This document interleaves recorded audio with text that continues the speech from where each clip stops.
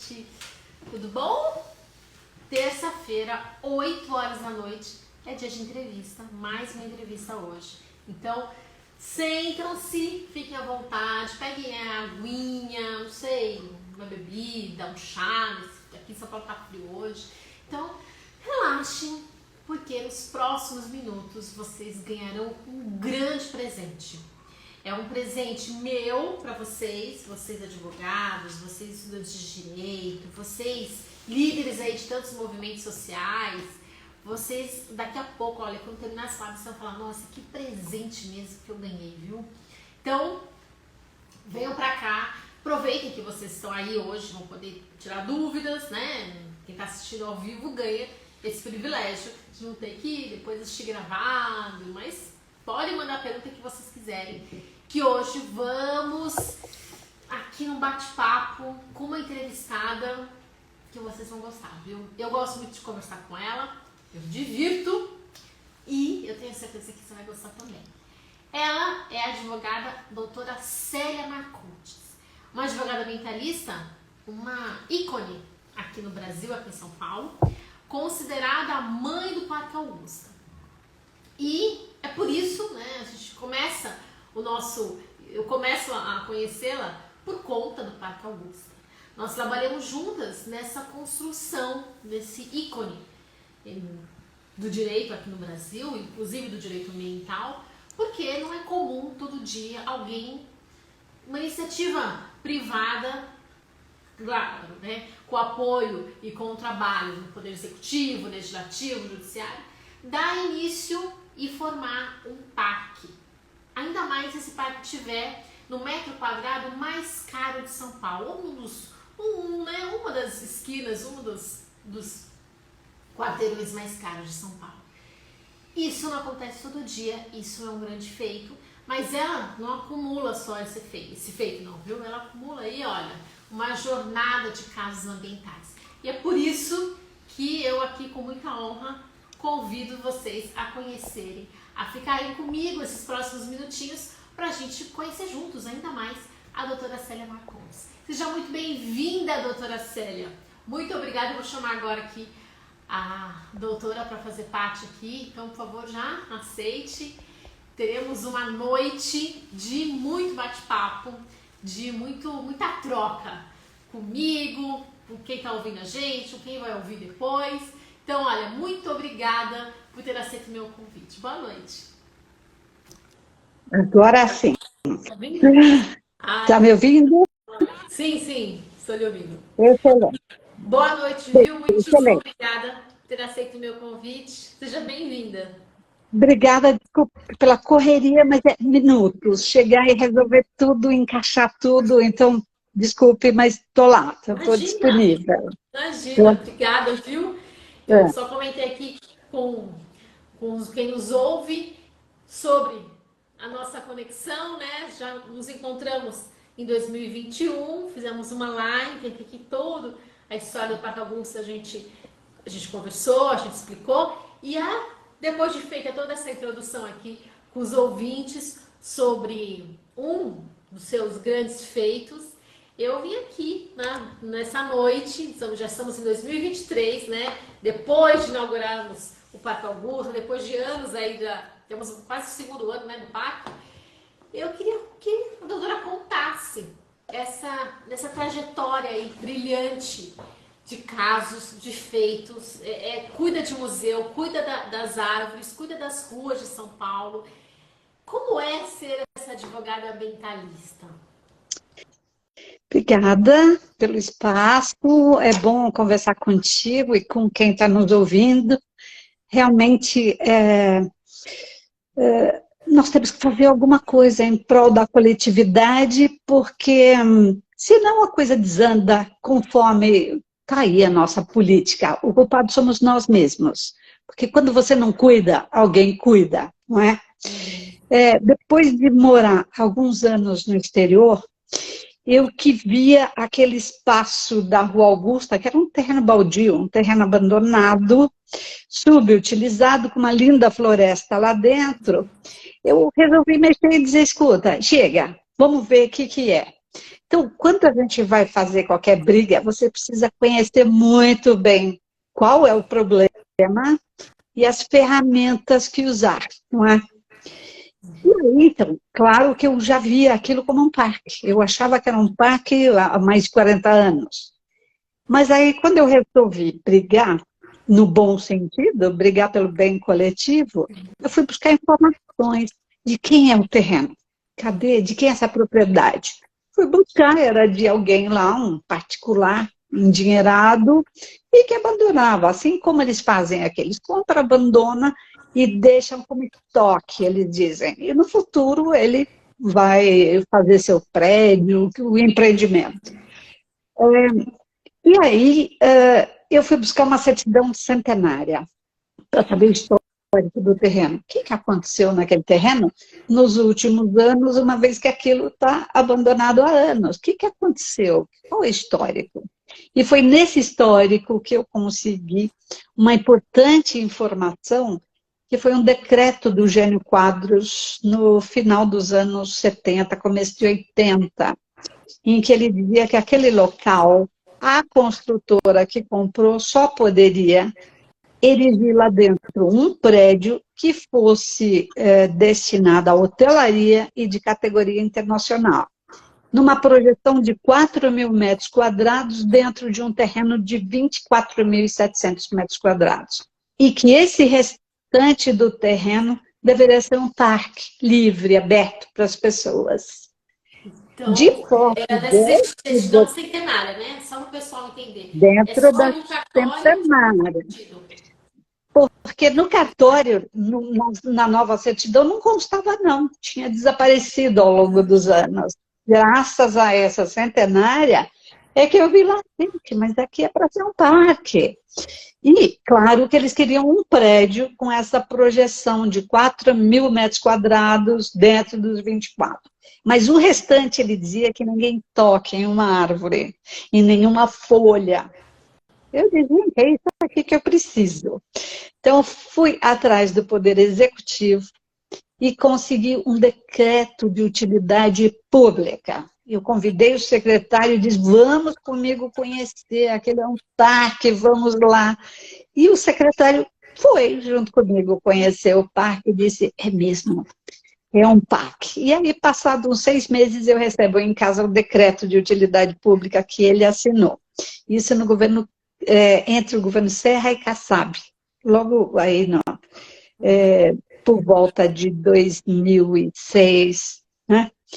E aí, então eu tinha um decreto que dava uma congelada, não garantia, mas congelada. Já tinha aquele tombamento lá do Jânio Quadros, né? Com Então era como dela. Então, você vai conseguindo, você tem que amarrar as coisas, né? E aí eu fui ao Poder Legislativo, procurei um vereador que me fizesse um projeto de lei que eu dei pronto para ele. Está aqui um projeto de lei, por favor, leve que aqui é um parque público, aqui há uma demanda enorme. Imagina o bairro Consolação, a região central, não tem nada, não tem 1 metro quadrado de área permeável. E aí, depois de conversar com alguns vereadores, um topou e disse, tá bom, vamos fazer. Mas olha, eu não te garanto, mas eu disse, não tem problema, faço pele que nós vamos juntos. E aí, durante alguns meses, eu levava a população do entorno para conversar com os vereadores. E chegava lá e dizia, olha, tem um projeto de lei aqui na casa, é o projeto tal, mostrava para ele, e é um parque, então se o senhor não conhece, vá conhecer, mas seria um parque e tal. O que o senhor acha? O senhor apoia? Disse, vocês têm meu apoio, então assina aqui. Assina o documento. Gato, né? Pedir a assinatura do vereador, não era só algo fundamental. Né? Assine aqui. Eu tive alguns que disseram, põe meu nome aí. Não, não põe o seu nome, não. Assine, porque é um compromisso que o senhor está assinando conosco. E, se voltar atrás, aí eu tomaria medidas, né? Eu desmoralizo ele na mídia. Bem, depois de algum tempo, eu tinha, dos 55 vereadores de São Paulo, eu tinha 29, ou seja, a metade, mais um, ou mais que a metade. E aí, eu resolvi, então, pedir para o vereador, vamos passar aí nas comissões, vamos levar em frente. E aí, para nossa surpresa, mas isso anos depois, eu comecei esta luta em 2000, em abril de 2000. Em 2013, dezembro de 2013,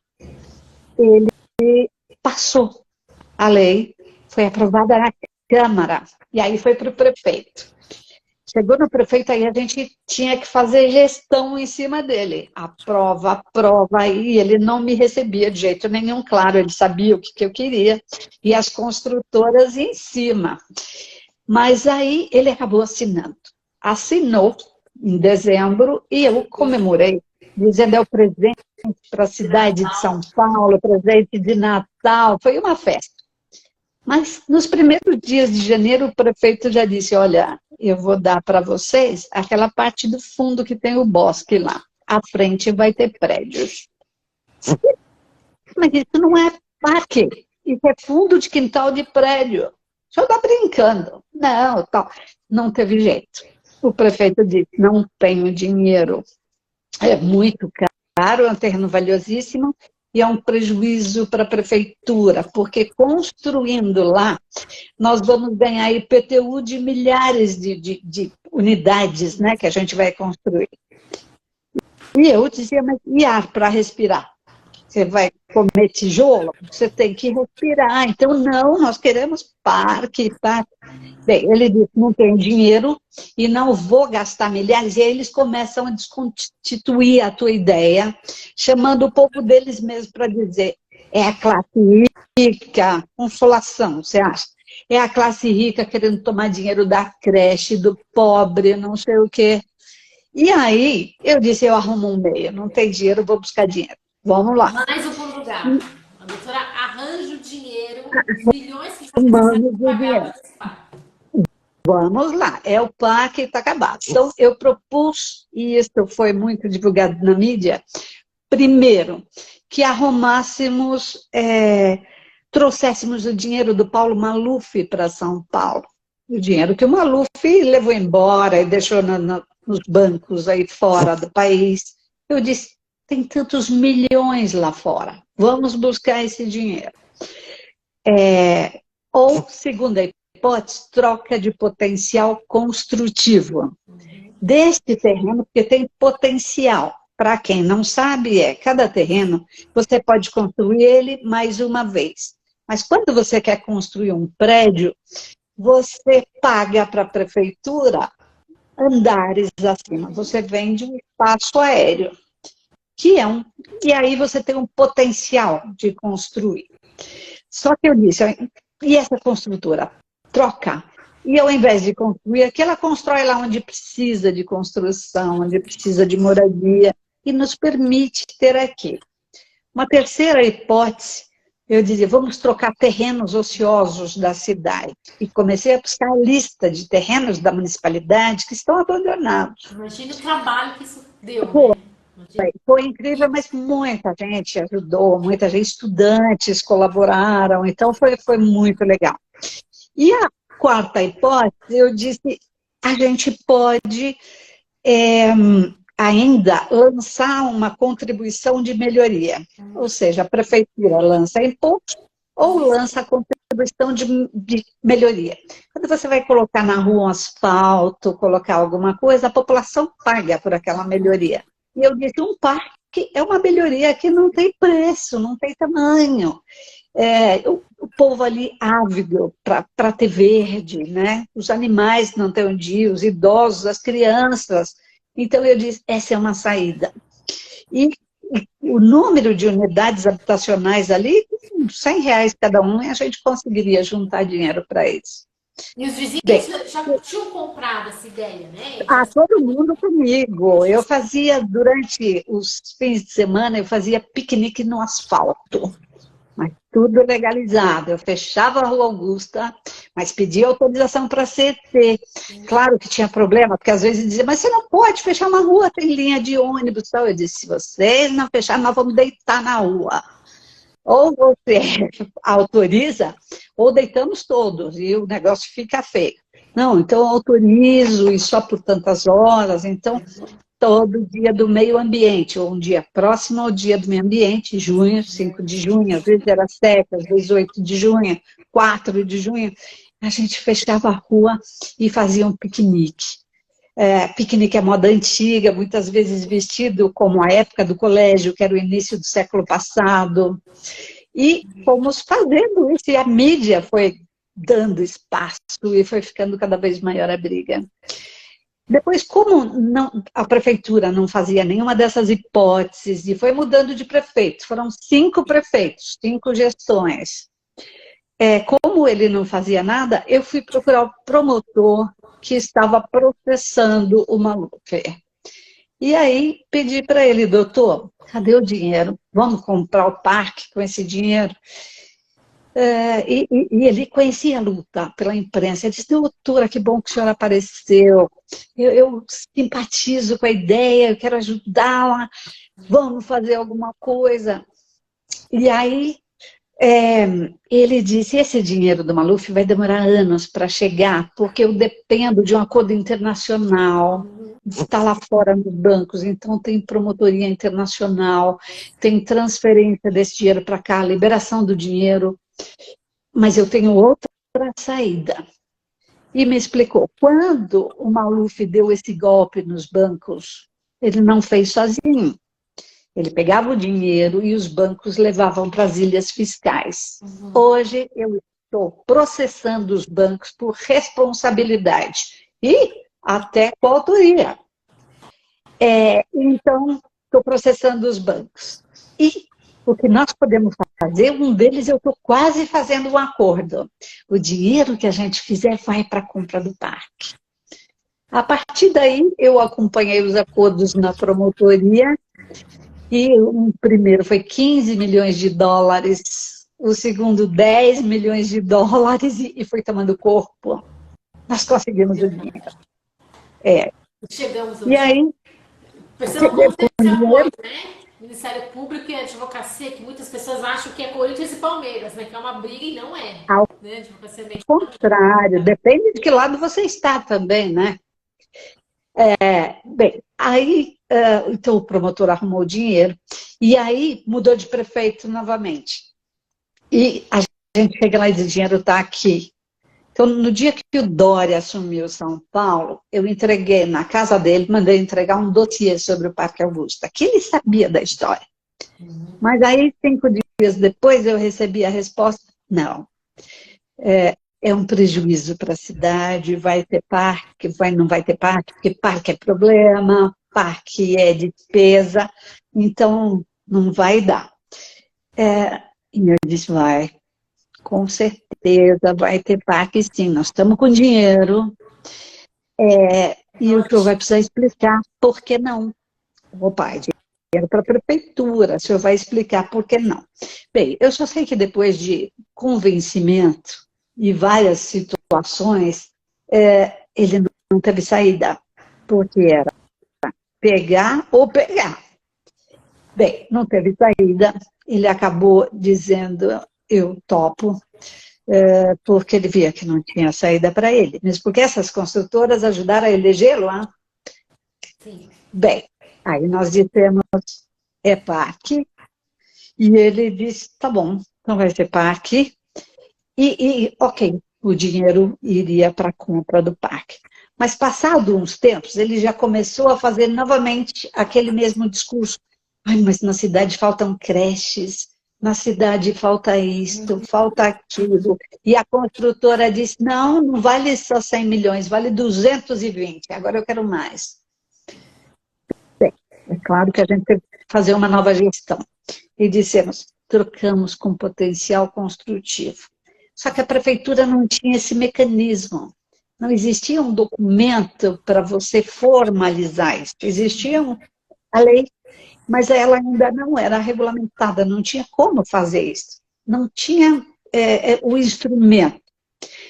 E o Ministério Público disse, eu ajudo, vamos fazer esse instrumento. E acabou acontecendo a troca de TDC, do direito de construir. e o parque virou realidade. Então, foi parte do dinheiro, né? Só para vocês entenderem. Foi parte do dinheiro que já estava destinado pela verba dos processos do Maluf, mais essa troca de potencial construtivo. Foi só a troca de potencial. E os 100 milhões ficam nas mãos da prefeitura para construir 2 céus e para construir creches e abrigo para moradores de rua na região da Cracolândia. Foi fantástico. A prefeitura ganhou uma muito mais que o fortuna. parque, né? Muito mais. E mais, como durante essa luta, foram 21 anos de luta ferrada mesmo, durante esse período, cada vez que eles cortavam uma árvore, cortavam um galho, numa certa época eles fecharam um portão que existia entre Caio Prado e Marquês de Paranaguá, que estava na escritura, e eu vi na centenária, que era uma servidão de passagem para moradores da Caio Prado até Marquês de Paranaguá. Eles fecharam indevidamente. Aí eles foram multados. Então, eles tinham tantas multas que foram 10 milhões de reais de multas. Esse valor das multas foi o dinheiro que eles implantaram o parque. Ou seja, esse parque para nós é a custo zero. A prefeitura não gastou um tostão. E hoje é o parque mais visitado da cidade, se você considerar por metro quadrado. Em um ano, nós tivemos 1.600.000 visitas. É o parque mais procurado, mais amado, porque é um parque conquistado, é uma luta de muitos, então não tem preço. Não tem preço. Muito legal. Tudo isso que você fez não tem preço. Tudo isso que tanta gente ajudou a fazer não tem preço. Nossa, Como é importante a gente ressaltar, né, para quem quer começar a trabalhar na área, que quer entender tudo isso, como foi muito trabalho criativo, né? Quer dizer, não tem a lei, a gente vai lá e vamos ver como é que operacionaliza isso tudo ainda sem a lei, né? Olha, eu imagino que um dia você teve uma ideia, bom, dinheiro do Maluf, é como se você tivesse aberto o jornal assim e falar, pronto, eu chego aqui, alguém vai pagar a conta. Tem muito disso, não tem? Não tem dessa criatividade? Teve, foi puro criatividade aí, porque a gente saiu do nada, do nada.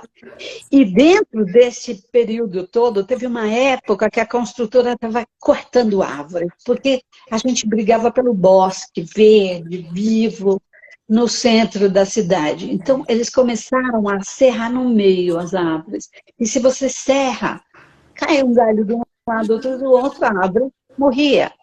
Então, vários jovens das universidades ali do entorno pularam o muro e ficaram tomando conta, dizendo aqui ninguém entra, mas nós estamos cuidando do bosque e tal. E o proprietário entrou com um processo de reintegração de posse, dizendo invadiram meu terreno, reintegração. Nesse momento eu dizia, eles não entraram com o ânimo proprietários, eles não entraram querendo ser dono do terreno, eles entraram para proteger as árvores. E o comandante da Polícia Militar ouviu, a gente ouvia, eles são jovens universitários, não é um bando que invadiu uma área de outra para tomar tal. Mas, para nossa surpresa, existia um promotor bancado pelas construtoras que ele estava defendendo, dizendo, ele era da área de urbanismo. Ele dizia, olha, são milhões que nós vamos perder de IPTU, e vai ser um parque, isso é um prejuízo, isso vale mais de 200 milhões, é dinheiro da prefeitura, ou seja, ele fazia o discurso contrário. E aí, quando o grupo teve, a polícia foi invadir o local, tropa de choque mesmo, foi guerra, eu tenho fotos disso, foi guerra. E quando foi invadir, ele apoiava o proprietário, ele foi lá discutindo, isso tem direito de propriedade, isso tem dono. Vendo essa atitude dele, alguém me passou uma gravação dessa conversa, dessa discussão completa. E eu questionei. O Ministério Público pode um promotor sair do seu gabinete e ir defender um proprietário de um imóvel, enquanto tem outro Ministério Público lutando pela aquisição que é para ser um par. Que é Esse o promotor mesmo. pode fazer? Exatamente. Aconteceu aquilo que ninguém podia imaginar. O promotor caiu. Essa é matéria da Veja de São Paulo. Considerado, né? Foi, foi uma luta fantástica, foi lindo, valeu a pena, esse está aí. Agora nós temos milhares de outras coisas para brigar, para fazer, para ir atrás. Se você sai da sua casa, mora onde você morar em São Paulo, você sai, você vê coisa errada, a tua calçada está com problema, não tem arborização nas ruas, às vezes não tem iluminação, não tem segurança, e você lamenta, né? A tendência é lamentar, ou xingar o prefeito, ou xingar o político, né? Eu acho que a gente tem que carregar essas mangas e ir atrás. Ei, como assim? Né? Eu pago um pouco, eu exijo respeito. E qualquer coisa que deixem de fazer ou fazem errado, eu digo prevaricação, leia aqui. E eles assustam e fazem o que tem que ser feito. Então, eu tenho dezenas e dezenas de vitórias da nossa associação, a ponto de o ponto de táxi quer se instalar. Hoje em dia não tanto com Uber, mas antes era um ponto de táxi a cada esquina. E aí dizia, não, você tem que conversar conosco. Onde pode, onde não pode, onde precisa, onde não precisa. Então, a autorização passava por nós. Onde é que posso pôr um ponto de táxi? Onde ninguém vai se opor? Plantio de árvores. Eu fiz o primeiro projeto de coleta seletiva da cidade de São Paulo em 2002. Então, iniciei um trabalho, um estudo. O que é o nosso lixo? O que é o reciclável dentro de casa? E aí, vi que você só joga fora os restinhos de casca da cozinha, restinho de comida e lixo da toalete. Porque aí você tem que jogar. O restante, tudo é reciclável. E aí, fazendo uma experiência, eu vi que a gente tinha um pacotinho de lixo da cozinha e da toalete e sacos deste tamanho, pretos, daqueles grandes, de lixo da casa, o resto, que não é lixo, que é material reciclado, que a indústria está precisando dele, papel, papelão, latão, latinha, tudo. E aí, eu fui conversar, então, isso já na época do governo Marta, eu fui tentar conversar com ela e dizer, olha, eu estou fazendo um projeto para os Jardins, porque era ali para o Jardim Paulista, eu estou fazendo um projeto, vou pegar tais quarteirões e a gente vai fazer coleta seletiva. Ela disse, de lixo? Eu falei, não, o lixo é seu. Nós queremos fazer de materiais reciclados. Mas como assim? Bem, ela não ajudou e eu implantei uma cooperativa e começamos de prédio em prédio a treinar o povo lá e colocar containers de reciclagem. E aí cada prédio que fazia isso, uma plaquinha. Nós reciclamos nosso lixo. E o caminhão passa, retira, e aí aqueles moradores de rua não rasgavam mais nada, porque não tem nada lá, está reciclado aqui, então, se ele quer, dá para ele já pronto o saquinho, ele não precisa rasgar lixo, nada. Bem, a questão aí... né, que vai gerar bicho e barato, enfim, né? Claro! É uma questão de higiene, né? Bem, aí, quando eu vi, já tinha 100, 200, 500 prédios, o negócio foi fantástico. Então, essa empresa de reciclagem, eu dizia, cada tonelada você vai me dar tantas mudas de árvore, e eu vou plantar árvores na rua, porque eu preciso devolver para o povo que está fazendo esse esforço, não dinheiro, mas um resultado ambiental. Então, brota do lixo árvores. Então, foram mais de 1.800 árvores plantadas no bairro, todas tiradas, pelo menos o início do projeto, tiradas do lixo. Dessa E tinha uma forma. parceria, né? A cooperativa vinha e fazia esse trabalho sem cobrar nada Sim. e vocês, E ela me passava os pré pagava já. Ela me pagava as árvores. e ainda Aí eu pagava as contrato uma árvores. pessoa, e eu contrato uma pessoa e planto as árvores. E hoje o bairro é florido, graças às nossas árvores.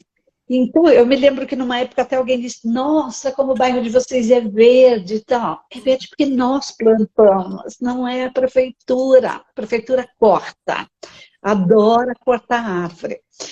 Outra coisa, o grupo da Oscar Freire costumava fazer festas na Oscar Freire. E aí nós dissemos, bem, só negociando conosco. O povo autoriza a festa, você vai fechar a rua, você vai causar incômodo, mas você vai pagar a pegada ecológica, vai pagar o footprint. Como assim? Vai nos dar árvores. Fecha uma rua, 20 árvores, fecha 2, 40 árvores e vamos plantar árvores no bairro. Graças a essa luta, temos centenas de árvores. Isso, É claro que tem aquele que você planta de manhã e à noite ele arranca, porque ele não quer incômodo na porta dele. Nós tivemos problemas com o comerciante de dizer, vou arrancar. Eu disse, é? O senhor está prometendo. Amanhã, se eu voltar aqui e não tiver árvore, o senhor vai para a cadeia. É crime ambiental. Quer dizer, a gente tinha que forçar a barra um pouco. Mas, e a gente conseguiu fazer muitos plantios assim, e o cara ainda ajudar a cuidar da árvore de medo da punição. Então, tudo isso... conseguiu montar uma equipe aí de outros Nossa, defensores, e né? tem tanta gente querendo fazer isso, tanta gente, sabe, ávida para fazer alguma coisa em prol do coletivo, ao invés de ficar na igreja rezando, ou em casa assistindo novela, vai fazer alguma coisa de útil na vida, né? Então, vamos lá. A gente faz o diagnóstico, o que eu tenho, o que eu preciso, e vamos cobrar das autoridades. Eles estão lá para isso, são nossos funcionários, certo? E É funciona. importante tudo isso que você está trazendo. São vários tipos de trabalho que o advogado ambientalista pode fazer, e é aí que eu acho que você contribui tanto, né? Que nessa entrevista a gente pode auxiliar tanto, porque olhar para aquela situação que está acontecendo no dia a dia, eu abrir o jornal e falar, olha, temos um problema aqui, a lei aqui não está sendo aplicada, e a partir daí, com toda a criatividade possível que exige essa área ambiental, vai-se em busca do... Cadê? Que é a empresa que tem que pagar essa conta? Quem que é o poder público? Quem é o causador desse dano? E é assim que você vai trabalhando caso a caso, seja rua, museu, resíduos sólidos, né, lixo.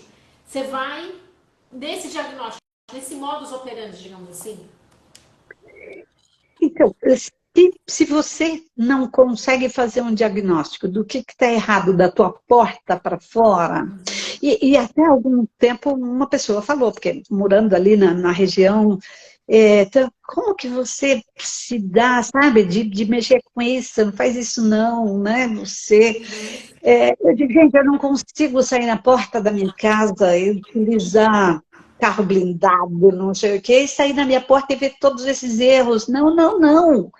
E se um advogado, que é quem conhece a lei, sabe dos caminhos, não fizer, quem vai fazer, né? Quem vai fazer? Então, esse diagnóstico que você faz da porta de casa, porque a gente fez também, nós fechamos uma série de boates no bairro, mas aquelas boates que causavam problemas gravíssimos, ninguém dormia, o carro não passa, ninguém chega em casa, ninguém sai. Então, nós chegamos a fazer vários processos contra e fechar as boates até ao final. Até de pessoas famosas ali no bairro. Eu lembro que uma delas, alguém disse, mas a Gisele Bündchen está chegando para a festa. Eu disse, a Gisele Bündchen tem que saber que esta boate aqui não tem rota de fuga. Ela pode morrer assada aqui dentro. Então avisa a Gisele aí na porta que ela vai para um bar, vai para outro lugar, porque essa boate está fechada, fechou, acabou. E aí a gente conseguiu fazer muita coisa boa, mas muita. E os que são bons, que respeitam a legislação, aqueles que cumprem, sabe, ter essa segurança da rota de fuga do usuário, extintores, tem toda a segurança, porque aí funciona. Mas se não tem, não vai funcionar, porque são fiscais. Uma coisa super legal que eu fiz também tem muitos idosos no bairro desocupados, e eles gostaram da ideia, isto já há 20 anos. Eu dizia, senhores que levantam de madrugada, vai anotando o que vê de errado e traz para a gente. O grande zeladoria ali, né? Mais graça. Cimentar uma árvore na rua tal, cimentou tudo, ficou o toco só. Ah, é? Muito bem. Então amanhã o senhor leva uma carta lá e manda ele ter 48 horas para retirar o cimento e fazer uma gola nessa árvore. Se não fizer, nós denunciamos para a prefeitura. Morrendo de medo de ser denunciado para a prefeitura, que 99% das vezes não faz nada, mas só a carta assustava. E eles arrumavam tudo. Então, como foram uma assim. ação extrajudicial, percebam só, né, doutor? É uma ação extrajudicial que quem fez poderia ser um advogado, mas no caso foi um morador, e bastou isso para a gente evitar um grande processo, para a gente evitar muito dinheiro. Imagina quanto dinheiro que a gente conseguiu, né? Com uma única ação, aquilo ali já foi barrado. Ou seja, o direito já foi aplicado. São dezenas delas. Então, o bar, o restaurante, às vezes tem a pizzaria, tem lá um chaminé voltado para o prédio. Sim, poluição odorífera. Fumaça, odor, fumaça, problema ambiental. Sim.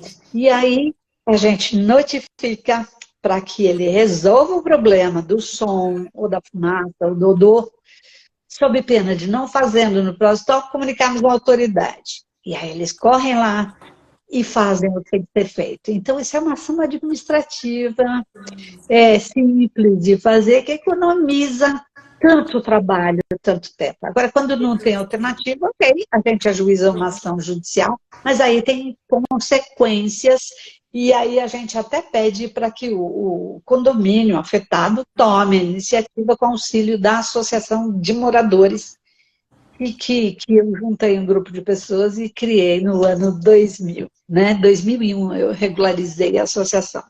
Depois disso, eu ajudei dezenas de bairros a montar a sua associação de moradores. E explicando o que ele pode fazer para ele mesmo, para a sua rua, para o seu bairro e para a cidade de São Paulo. Assim você tem a cidade coberta por pessoas que administram a cidade, que colaboram. E esse é um direito coletivo. Então, obrigada. É como se cada uma dessas associações trabalhasse um advogado ambientalista. Não sei se todos trabalham, mas o objetivo é esse, né? Na prática, é como se cada advogado ambientalista estivesse ali ocupando, porque se tiver hoje, para cada associação de São Paulo, um advogado ambientalista, a gente está bem resolvida, né? Está resolvido. Eu até estou criando um grupo agora, um grupo de advogados e arquitetos, urbanistas, um grupo chamado Profissionais para São Paulo. Porque existem causas importantíssimas que você sozinho é pouco. Você precisa de um grupo para resolver essa questão. Nós agora, eu não sei se vocês sabem, mas nós estamos discutindo o plano diretor da cidade de São Paulo. E esse plano diretor, enquanto nós estamos conversando aqui, estão lá as dezenas de construtoras tentando dizer aqui não pode ter prédio, mas aqui pode, entendeu? E corre milhões para isso. Milhões. O negócio é assustador. A ponto de ter em 2014, nós tínhamos até um grupo que a gente estava defendendo a represa do Guarapiranga. Porque é de lá que a gente bebe água, que a cidade bebe água. E se você não tratar da tua água, a tua vida, né? Então, nós tivemos um grupo grande. Mas a gente viu na nossa frente, nós estávamos tentando negociar algo e os vereadores tinham prometido que faziam isso para a gente. E fizeram, saíram assim no minuto, disseram, com licença, a gente vai discutir um minuto e já voltamos. Viraram embaixo de uma escada, voltaram dizendo, olha, está aprovado. Aquilo que nós, durante meses, escutamos deles que eles não aprovariam. Nesse minuto, vários jovens saíram de dentro da Câmara, foram lá para a rua, arrancaram a roupa e ficaram completamente nus, pararam a rua ali em frente à Câmara Municipal. Isso foi matéria do Estado, da Folha. Eu até, vários amigos meus, e eu o que fui fazer ficar por perto e dizer a polícia vai prender alguém. E prendeu. Prendeu um pequenininho, um preto, sempre, né? Prenderam o rapazinho. E aí eu tive que sair da Câmara, correr na polícia e liberar o rapaz da cadeia. Porque é isso, você tem que trabalhar num grupo, você tem que se ajudar uns aos outros, daqueles que estão defendendo a cidade, defendendo onde a gente mora. Porque se você sai daqui, você vai para onde? Né? Exatamente. Então, Da nossa casa, né? A mais cara. Então, tem muita história. E agora, nós, de tanto ver dentro dessa luta, a destruição de patrimônio histórico. Eles Gente, sempre... tá. É protegido pelo direito faz ambiental estuda isso. parte, é uma questão ambiental.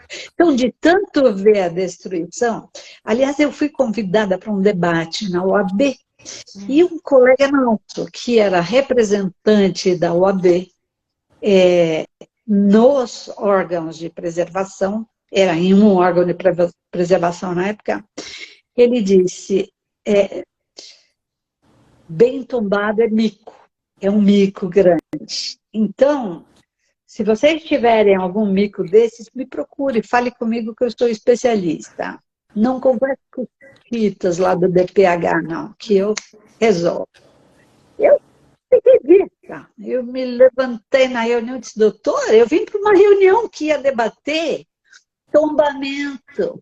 Eu esperava que o senhor fosse falar da importância do patrimônio histórico para as pessoas. Eu sou daquelas que digo que um povo sem história é um povo sem referência nenhuma.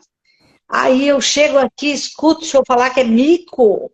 Eu estou em reunião errada, doutor.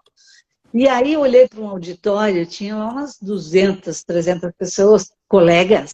Eu disse, doutores, a partir de agora eu vou fundar uma associação para proteção de bens tombados. Quem quiser, venha comigo. E fundei a APIT, Associação de Proprietários, Protetores e Usuários de Imóveis Tombados, APIT, com 2 P's. E a partir daí a gente faz um trabalho brilhante. Não mexe em bem tombado.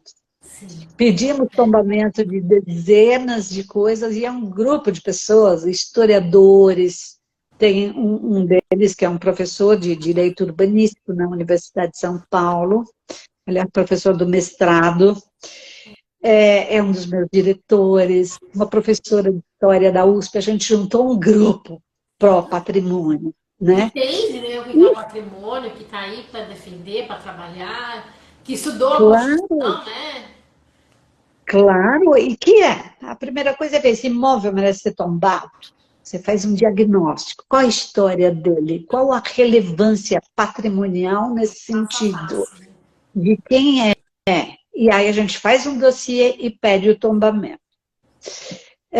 Em 2019, eu pedi o tombamento do Museu da Casa Brasileira, que é aquele museu da Faria Lima, aquele casarão lindo, e o órgão estadual, que seria nível estadual, não deu a mínima. Passaram todos esses anos, ele não deu a mínima. Agora, eu soube pelos jornais que eles estão mudando o Museu da Casa Brasileira para a Casa do Modernista, que é 10% do tamanho do outro museu. E já tem um acervo lá, né? é um museu, sabe? Se você pensa como é que Paris tiraria o Louvre de lá, porque o governador quer. Não, vou mudar o Louvre daí porque eu vou tirar. Bem, mas por que o senhor quer tirar daí? Não, vai para lá que aqui nós vamos fazer outra coisa. Escuta, não é por casa que você muda a hora que você quer, entendeu? Você chega aí, muda a casa, vai para outro lugar, só porque você não está gostando dela aí. Qual é a história? E aí a gente ficou sabendo que é para construção de prédio, no fundo, onde tem aquele bosque. Bem, Perderemos o bosque. Todos, fomos ao Ministério Público com o dossiê completo. E o MP promoveu uma ação judicial para a gente. Conseguimos liminar. O museu não muda. Fica aí. Só que o museu tinha, como é que eles tinham declarado nos jornais, todos os lugares, que eles mudariam no dia 30 do mês passado, 30 de abril. No dia 30 de abril, eles começaram a fazer a mudança e fecharam o museu e demitiram 40 funcionários. Nós reforçamos as nossas ações e a meia hora, mais ou menos, antes de começarmos a nossa reunião, eu soube, o juiz determinou, traga tudo de volta, que já tiraram do museu, põe tudo no local e o museu fica, ok? Doa quem doer. Isso não é assim, não é bem particular teu, isso é patrimônio do Estado. E esse museu foi doado pela família Prado, que era Fábio Prado, foi o prefeito de São Paulo. Ele doou a casa dele, ele não tinha filhos. Então, quando ele faleceu, ele deixou a casa doada do jeito que estava, como um museu da Casa Brasileira. E foi que lá doado dentro já consegue ter acesso, né? Que é a história dele, a história da família, os bens. Mas não pode. Quem pode chegar e mudar essa história desse jeito, porque não convém mais a um governador, a um secretário? Como assim? Não é? Então, felizmente, a justiça aí presente de novo e o museu fica. Doa a quem doer. Então, essa coisa deixar pontuar, isso acho que é muito importante a gente pontuar, para os advogados que querem entender melhor tudo isso, como que o seu trabalho começa numa atividade extrajudicial, a gente entender, de abrir o jornal e falar, tem uma coisa errada aqui, eu vou começar a mobilizar, e aí, junto com o seu trabalho, o Ministério Público trabalha, o Ministério Público é quem ajuiza a ação, e você passa a acompanhar esse processo. Então é importante, né, os advogados entenderem, olha, o advogado ambientalista aqui continua agindo no extrajudicial, porque ele tem um aliado, que é a promotoria do meio ambiente, para trabalhar junto com ele, que ele vai acompanhando ali o trabalho do colega, né? Acho que sem dúvida. A gente vê a grandeza disso tudo, como estamos todos juntos no mesmo time, todos aqui defendem o meio ambiente, a gente cumpre a Constituição, e como esse trabalho do advogado, ele não precisa necessariamente ele entrar com a ação, né? Ele está ali respondendo, fazendo petição, ele está em outra etapa, do outro lado. Na retaguarda, ele fica na retaguarda, porque ele é quem precisa dar todos esses elementos para o Ministério Público. A gente leva o pacote mastigado. Eu já tive casos em que a gente levou para o MP e disse, está aqui, precisa, e o promotor dizia, olha, eu tenho minhas dúvidas, não cabe. Ele não faz, nós fazemos. Ação civil pública. Porque, deem uma lidinha sobre a ação civil pública, as entidades podem ajuizar a ação, não tem custas nem honorários. Agora, você precisa observar um detalhe. A entidade, a associação precisa existir há mais de um ano. A tua causa precisa ser justa, não adianta você inventar um negócio, porque tem a responsabilidade profissional também nossa, e a responsabilidade daquele que está agindo, pedindo a tutela do Estado. Só que, então, você tem que analisar, essa causa é justa, é cabível, é de interesse coletivo? vai interessar quem isso aqui? E prejudica terceiros? Então, quando você faz esse diagnóstico, você diz, não, eu posso ajuizar, tem a associação, ela tem legitimidade, está no corpo dela, que ela pode fazer isso, que ela defende isso. Ok, feito esse diagnóstico, você próprio tomar medida. Eu tenho várias ações civis públicas aí ajuizadas, porque quando o MP sai fora e diz, tá meio assim, nós fazemos. Não vamos deixar a coisa acontecer, sabe porque o MP acha que não.